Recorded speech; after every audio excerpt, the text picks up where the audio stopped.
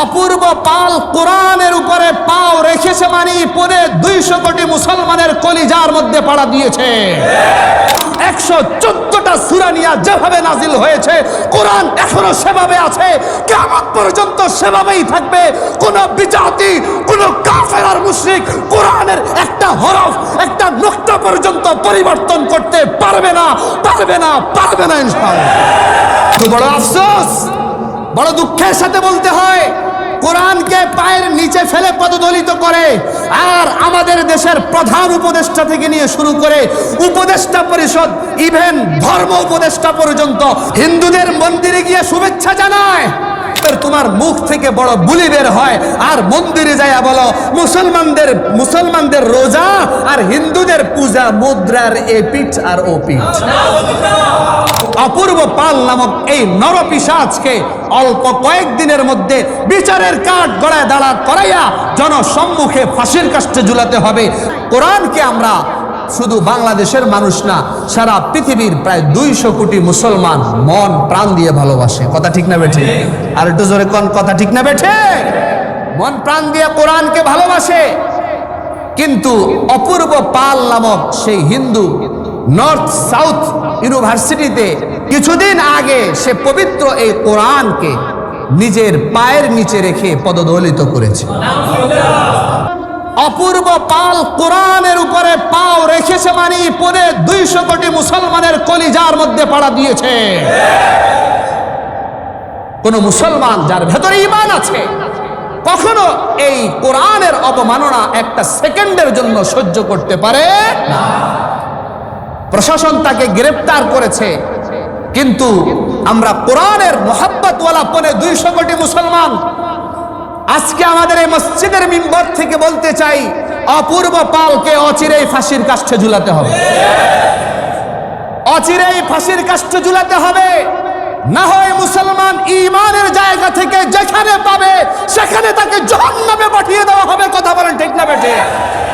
কারণ এই কোরআন 1450 বছর আগে আল্লাহর পক্ষ থেকে জিব্রাইল আলাইহিস সালামের মাধ্যমে হেরা গুহায় নাজিল হয়েছে। যেভাবে কোরআনের 6236টা আয়াত নিয়া অথবা 6348টা অথবা 6666টা আয়াত নিয়ে যেভাবে 1450 বছর আগে নাজিল হয়েছে, 3,23,671টা হরফ নিয়া 77,439টি শব্দ নিয়া 52,234টি জবর নিয়া 39,582টি জের নিয়া 8,804টি পেশ নিয়া 1,771টি জজম নিয়া 1,453টি তাসদীদ নিয়া 1,05,681টি নুকতা নিয়া 554টি রুকু নিয়া 114টা সূরা নিয়া যেভাবে নাজিল হয়েছে কোরআন এখনো সেভাবে আছে,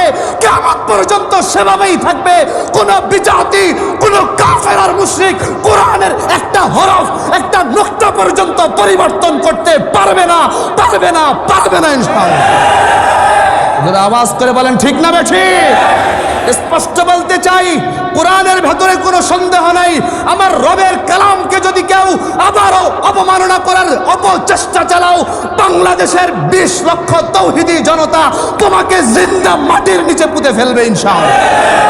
মুশরিকরা ভালো করে শোনো, হুঁশিয়ার, সাবধান হয়ে যাও। তুমি যেই ধর্মের হও না কেন আমাদের কোনো আফসোস নাই। যদি তোমার মনে চাই ঈমান আনবা, না হয় না, কিন্তু কোন ধর্মীয় কিতাবকে কখনো অবমাননা করা যাবে না। বিশেষ করে মুসলমান সব সহ্য করতে পারে, কিন্তু কেউ যদি মুসলমানের রব নিয়ে কটূক্তি করে সহ্য করতে পারে, কেউ যদি মুসলমানদের রাসূল নিয়ে কটূক্তি করে সহ্য করতে পারে, কেউ যদি মুসলমানদের সর্বোচ্চ ধর্মীয় গ্রন্থ কোরআন নিয়ে কটূক্তি করে সহ্য করতে পারে, এজন্য বড় সাবধান। তুমি যেই ধর্মের হও না কেন, তোমার পেছনে যত বড় প্রোটেকশন থাকুক না কেন, মুসলমানদের ঈমানের সামনে 1 সেকেন্ডও টিকতে পারবে না ইনশাআল্লাহ। এজন্য আমার ভাইয়েরা, আমরা সর্বমহল থেকে শুধু মসজিদের ভেতরে আলোচনা সীমাবদ্ধ রাখলেই চলবে না। যে যে দায়িত্বে আছেন, যে যে চেয়ারে আছেন, আপনার যে ক্ষমতা আছে, ঈমানের জায়গা থেকে প্রতিবাদ করবো তো ইনশাআল্লাহ। আরে জোরে বলেন, প্রতিবাদ করবো তো ইনশাআল্লাহ। আপনার যদি অনলাইন অ্যাক্টিভিটি থাকে সেখানে প্রতিবাদ করবেন, আপনার যদি অফিস থেকে প্রতিবাদ করার সুযোগ থাকে সেখান থেকে করবেন, আপনার যদি কোনো প্ল্যাটফর্ম থাকে সেখান থেকে প্রতিবাদ করবেন ইনশাআল্লাহ। তাহলে আপনার ঈমানের হক আদায় হবে, আল্লাহর কাছে কাঠ গড়ায় দাঁড়াইতে হবে না, এবং কোরআনের মোহাব্বত নিয়ে জান্নাত পর্যন্ত যাওয়া যাবে। কিন্তু বড় আফসোস, বড় দুঃখের সাথে বলতে হয়, কোরআনকে পায়ের নিচে ফেলে পদদলিত করে, আর আমাদের দেশের প্রধান উপদেষ্টা থেকে নিয়ে শুরু করে উপদেষ্টা পরিষদ, ইভেন ধর্ম উপদেষ্টা পর্যন্ত হিন্দুদের মন্দিরে গিয়ে শুভেচ্ছা জানায়। বড় বড় রাজনৈতিক দল, বাংলাদেশের সর্বোচ্চ রাজনৈতিক দল যেগুলো এখন আলোচনায় আছে, ওই নেতারা পর্যন্ত কোরআনের বিরুদ্ধে যে অবমাননা করেছে, কোরআনকে যে অবমাননা করেছে, তার বিরুদ্ধে একটা কথাও বলে না, বিপরীতে যাইয়া হিন্দুদের মন্দিরে শুভেচ্ছা জানাচ্ছে। কিরে ভাই, ধর্মের চাইতে কি রাজনীতি বড় হয়ে গেল? কোরআনের চাইতে কি রাজনীতি বড় হয়ে গেল? সামান্য একটা ভোটের জন্য তুমি মন্দিরে ঢুকে কুন্নিশ করো, তোমার ঈমান কোথায় চিন্তা করে হিসাব মিলাও। তুমি মন্দিরে ঢুকে যখন কুন্নিশ করলা, কুন্নিশের সাথে তো ঈমানও কুন্নিশ হয়ে গেল, হিসাব মিলায় নাও, মুসলমান আসো না কাফের হয়ে গেছো। তুমি মিয়া মুসলমান, তুমি একটা বড় রাজনৈতিক দলের মুখপাত্র, তোমার ভেতরে ইসলামের তোমার মুখ থেকে বড় বুলি বের হয়, আর মন্দিরে যাইয়া বলো মুসলমানদের রোজা আর হিন্দুদের পূজা মুদ্রার এ পিঠ আর ও পিঠ। কেমন জাহেল, কেমন মূর্খ এরা! দেখেন, বড় আইনজীবী শিশির মনির সাহেব, বড় আইনজীবী, আপনারা দেখেছেন, সরাসরি বলেছে মুসলমানদের রোজা, হিন্দুদের পূজা মুদ্রার এপিঠ আর ওপিঠ। নাউজুবিল্লাহ। 5 টাকার কয়েনের এক পাশে শাপলা, আরেক পাশে যমুনা ব্রিজ, অর্থাৎ এই দুই পাশ মিলাই এটা কি 5 টাকার কয়েন। তো ঠিক তদ্রুপ ওই হিন্দুদের পূজা আর মুসলমানদের রোজা এই একটা মুদ্রার মধ্যে। ওই নাউজুবিল্লাহ। তার মানে আমরা যেমন রোজা রেখে জান্নাতে যাব, আপনারা পূজা করে জান্নাতে যাবেন। নাউজুবিল্লাহ করবেন না? আরো বড় জঘন্য মন্তব্য। ঈমান আছে কিনা আপনারা ফতোয়া দিবেন। পরের মন্তব্যটা হলো, আপনারা যেমন কৃষ্ণ বিষ্ণু নাম রাখেন, আমরা মুহাম্মদ নাম রাখি, আইয়ুব নাম রাখি, আমরা ঈসা নাম রাখি, আমরা মুসা নাম রাখি। এই যে কৃষ্ণ বিষ্ণু মুহাম্মদ মুসা ঈসা, এরা সবাই শান্তির প্রতীক। কেমন রাম ছাগলের কথা বেটা! কোথায় মুহাম্মদুর রাসূলুল্লাহ, যাকে আল্লাহ আরশে ডাক দিয়েছেন, আর কোথায় কৃষ্ণ আর বিষ্ণু? মিয়া, তুমি মুহাম্মদুর রাসূলুল্লাহ ইজ্জতের উপর আঘাত করেছো, তুমি আর মুসলমান থাকতে পারো না, পারো না, পারো না। এর ভেতরে আর বিন্দু মাত্র ঈমান নাই, প্রকাশ্যে তওবা করে আবার কালিমা পড়ে মুসলমান হতে হবে। কথা বলেন ঠিক না? আপনার যদি দলের সেই নেতা হয়ে থাকে, আল্লাহর ওয়াস্তে ওর ধর্মের চাইতে রাজনীতিকে প্রাধান্য দিয়া নেতাকে ভালোবেসে নিজেও নেতার সাথে জাহান্নামে যায়। নেতা যদি কোনো ইসলাম বিরোধী কাজ করে, আপনার ঈমানের জায়গা থেকে তার বিরুদ্ধাচরণ করবেন, পারবেন তো ইনশাআল্লাহ? অন্তত আমার যারা মুসল্লি আছেন আপনাদেরকে বলতে চাই, আপনার নেতা যদি যতক্ষণ পর্যন্ত নেতাকে মানবেন, যতক্ষণ পর্যন্ত নেতা হকের উপরে আসে। নেতা যদি কোরআনের বিরুদ্ধে বিষোদাগার করে, নেতা যদি ইসলামের কোনো বিষয় নিয়ে বিষোদাগার করে, নেতাকে মানা যাবে? আরো যেরকম যা মানা যাবে। কারণ হলো ভাই, সামান্য কয়টা ভোটের জন্যই তো মন্দিরে গেছেন, সামান্য কয়টা ভোটের জন্যই তো শুভেচ্ছা জানাতে গিয়েছেন। তৎকালীন দুইবারের মন্ত্রী ছিলেন, ধর্ম প্রতিমন্ত্রী ছিলেন মুফতি ওয়াক্কাস রাহমাতুল্লাহি আলাইহি। 10 বছর তিনি প্রতিমন্ত্রী ছিলেন এবং ধর্ম প্রতিমন্ত্রী ছিলেন, কিন্তু এই 10 বছরে একবারও হিন্দুদের মন্দিরে যান নাই। সুবহানাল্লাহ। এটা হলো ঈমান। কিন্তু আবার হিন্দুদের পূজার নিরাপত্তার জন্য আইন শৃঙ্খলা বাহিনীকে কঠোর নিরাপত্তা দেওয়ার জন্য আদেশ দিয়েছেন, সেটা ঠিক রেখেছেন। কিন্তু হিন্দুদের বাড়িতে বাড়িতে গিয়ে খোঁজ রেখেছেন, দায়িত্ব পালন করেছেন, কিন্তু মন্দিরে যায় ঈমান বিক্রি করেন নাই। কথা ঠিক না বেঠিক? এরকম আরো বহু নেতা আছে। কিন্তু বর্তমান আফসোস, ভোটের জন্য, সামান্য কয়টা ভোটের জন্য ঈমান বিক্রি হয়ে যাচ্ছে। সামান্য কয়টা ভোটের জন্য কোরআনের বিরুদ্ধে অবমাননা হয়, কিন্তু হিন্দুদের বিরুদ্ধে মুখ ফুটে কোনো কথাও বলতে পারে না। এমন এক ধর্ম উপদেষ্টাও আমাদের আছে, আমাদের কপাল। এত বড় একজন আলেম, উনিও কোরআন অবমাননার বিরুদ্ধে 4-5 দিন পরে যে একটা ফেসবুকে স্ট্যাটাস দিচ্ছে, এরা কোনো কথা নাই। অথচ হিন্দুদের মন্দির যে উদ্বোধন করেন উনার সামনে বসে বসে প্রধান উপদেষ্টা সহ ওনাদের সামনে বসে বসে হিন্দু নর্তকীরা নাচানাচি করতেছে, গান গাইতেছে, সেটা দেখতে পারতেছে। আর কোরআন অবমাননার বিরুদ্ধে কথা প্রধান উপদেষ্টার মুখ থেকে এখনো বাইরেছে। নুরা পাগলার মাজারে হামলা হয়েছে, সবার আগে chief adviser of Bangladesh doctor ইউনূসের ভেরিফাইড পেজ থেকে পোস্ট আসে, কিন্তু কোরআনকে যখন পায়ের নিচে রাখে কোনো পোস্ট এখনো আসে নাই। নাউজুবিল্লাহ কোন। তাহলে মোহাব্বত কার জন্য বেশি? মুসলমানদের জন্যে, কোরআনের জন্যে, না হিন্দুদের জন্য?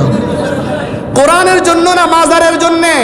মাজারের জন্য মোহাব্বত বেশি, হিন্দুদের মন্দিরের জন্য মোহাব্বত বেশি। কোরআনের জন্য যদি তোমার মোহাব্বত ওটার থেকে কম হয়ে যায়, তুমি প্রকৃত মুসলমান হতে পারো না, তুমি বিজাতিদের দালাল হিসেবে কাজ করতেছো। এজন্য বড় সাবধান, আল্লাহর ওয়াস্তে কেউ ঈমান বিক্রি করবেন না। এই যে কথাগুলা বললাম, নেতাদের দুই একটা কথা বললাম, আরো বহু আছে, আরো বহু আছে। একজনের তো মন্দিরে যায় হিন্দুদের গীতা পাঠ করতেছে, এমনি ডাইরেক্ট গীতা পাঠ করতেছে, ওম শান্তি, ওম শান্তি, এভাবে লম্বা গীতা পাঠ করতেছে, মুখে পাঞ্জেগানা দাড়ি, এত বড় দাড়ি, দাঁড়ায় দাঁড়ায় গীতা পাঠ করতেছে। ঈমান আছে না গেছে? এরকম আরো বহু আছে ভাই, কয়টা বলবো, কয়টা বলবো? আরেকজন চাপ দাড়িওয়ালা মানুষ বলতেছে মাইক নিয়া, কয় মানুষ পূজার চাইতে দুর্গা পূজা ভালো, মানুষ পূজার চাইতে দুর্গা পূজা ভালো। আমরা বলি কোনো পূজাই ভালো না। একমাত্র সেজদা করব কার? একমাত্র গোলামি করব কার? মোহাব্বত করব কাকে? কোরআনকে। আরো জোরে বলেন, মোহাব্বত করব কাকে? গোলামি করব কার? মোহাব্বত করব কাকে? কোন দলকে নয়, কোন নেতাকে নয়। এই স্লোগান দিয়ে যদি আমরা দুনিয়া থেকে বিদায় হতে পারি, নিশ্চিত ইনশাআল্লাহ আল্লাহ রহমত করে জান্নাতে দিবেন। আর যদি দুনিয়ার কোনো লোভে পড়ে, কোন নেতার ফাঁদে পড়ে, কোন দলের ফাঁদে পড়ে যদি নিজের ঈমানটা বিক্রি হয়ে যায়, তাহলে কিন্তু তাদের সাথে জাহান্নামে যাবেন। আর যায় বলবেন, রব্বানা ইন্না আতানা সাদাতানা ওয়া কুবারানা, আয় আল্লাহ, দুনিয়ায় আমার নেতাকে আমি অনুসরণ করেছিলাম, নেতা যেদিকে গেছে আমিও সেদিকে গেছি। আল্লাহ বলবেন, ঠিক আছে, নেতা এখন যেদিকে যাবে তুমিও সেদিকে যা। নাউজুবিল্লাহ। নেতার ঠিকানা ওয়াসিকাল্লাযীনা কাফারু ইলা জাহান্নামা যুমারা, যারা কুফরি করবে, কুফরিদের সহযোগী হবে, তাদেরকে আল্লাহ বলবেন, দলে দলে জাহান্নামের দিকে যা, তোদেরকে হাঁকিয়ে নিয়ে যাওয়ার জন্য জাহান্নামের ফেরেশতারা প্রস্তুত আছে, তোদেরকে গিলে খাওয়ার জন্য জাহান্নামের আগুন প্রস্তুত আছে। এজন্য আমার যুবক ভাইয়েরা, বাবাজিরা, যারা রাজনীতি করেন, আল্লাহর ওয়াস্তে রাজনীতি ততক্ষণ করব যতক্ষণ ঈমান ঠিক থাকে। যদি ঈমান নষ্ট হয়ে যাওয়ার আশঙ্কা হয়, ওই রাজনীতি আর এক সেকেন্ড করার কোনো দরকার নাই। কথা ঠিক না বেঠিক? এজন্য সর্বশেষ আবারও আমরা আমাদের এই মিম্বার থেকে আবদার করব, আবেদন করব এবং হুঁশিয়ারি বাক্য উচ্চারণ করব, অপূর্ব পাল নামক এই নরপিশাচকে অল্প কয়েকদিনের মধ্যে বিচারের কাঠ গড়ায় দাঁড়া করাইয়া জনসম্মুখে ফাঁসির কাষ্ঠে ঝুলাতে হবে, না হয় যাবজ্জীবন কারাদণ্ড দিতে হবে। রাজি আছেন তো ইনশাআল্লাহ? এই দাবির উপর আপনারা একমত আছেন তো ইনশাআল্লাহ?